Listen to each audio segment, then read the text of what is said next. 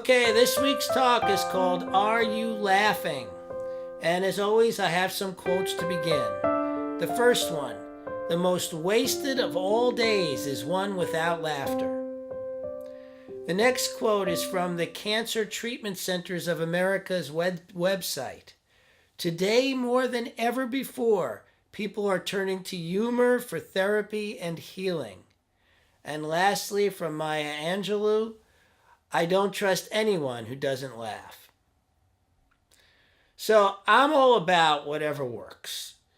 Sometimes, something works, sometimes it doesn't, and I can't tell you why, what works sometimes and not others.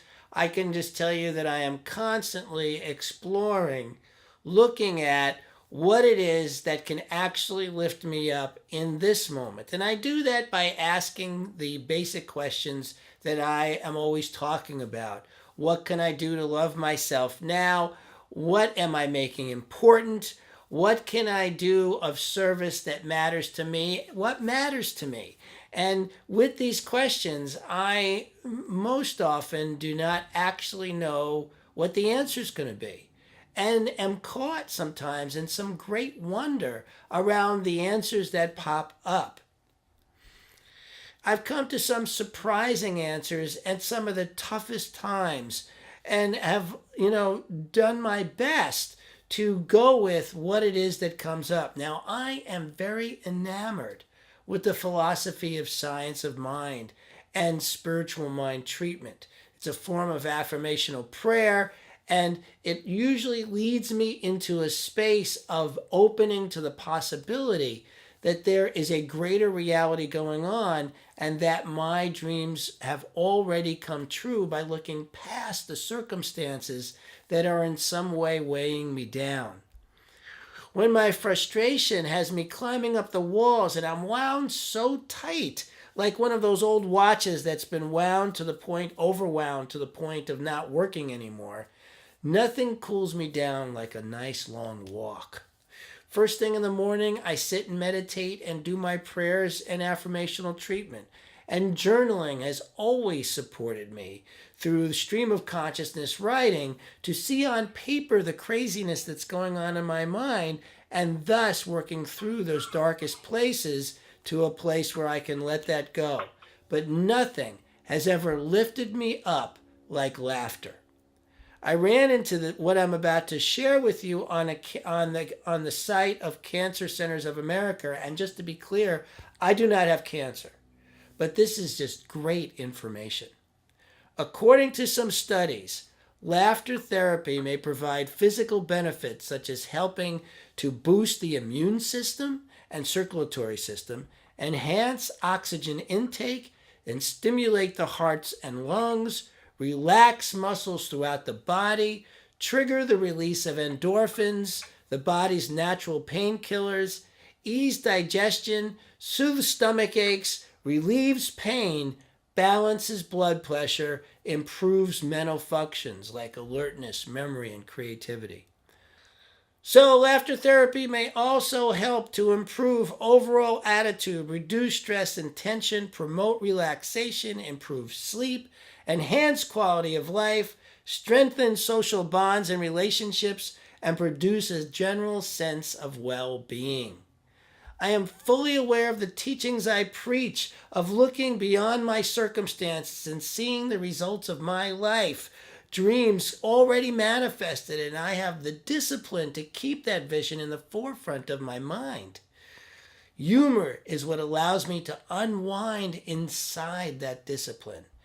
The beauty of today's world is that we have at our fingertips at any time and almost from anywhere YouTube.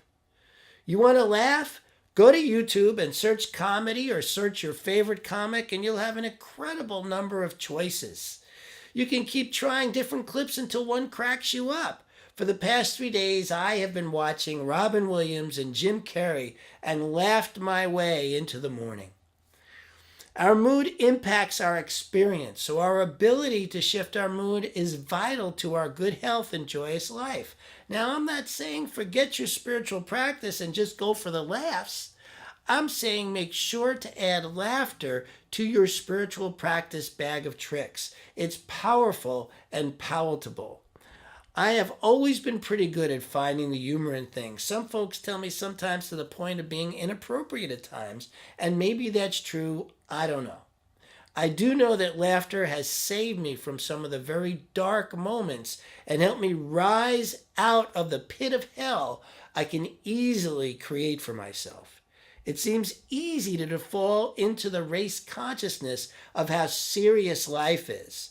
I love the Oscar Wilde quote, "Life is too important to be taken seriously." And yet we all fall into that trap.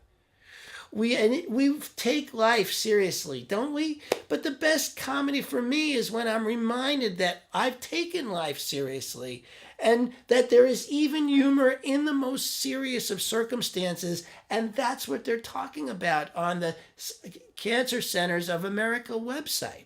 Whatever humor is your cup of tea, seek it out.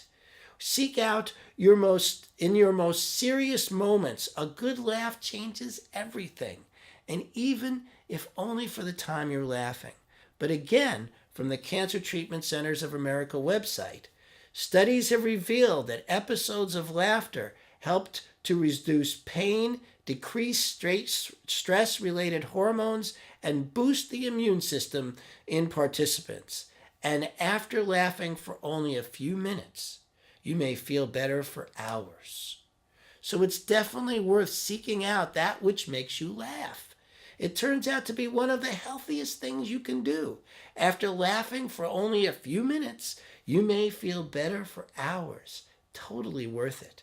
If you're serious, if your circumstances have you down, and your regular practice is not lifting you up, or even if your regular practice is lifting you up, remember the words of Oscar Wilde. Life is too important to be taken seriously.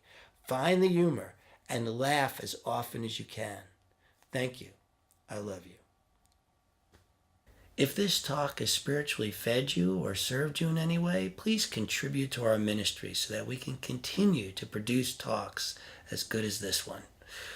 We reach now over 50 countries and over 2,000 people a week, and we're able to do this because of contributions from people like you.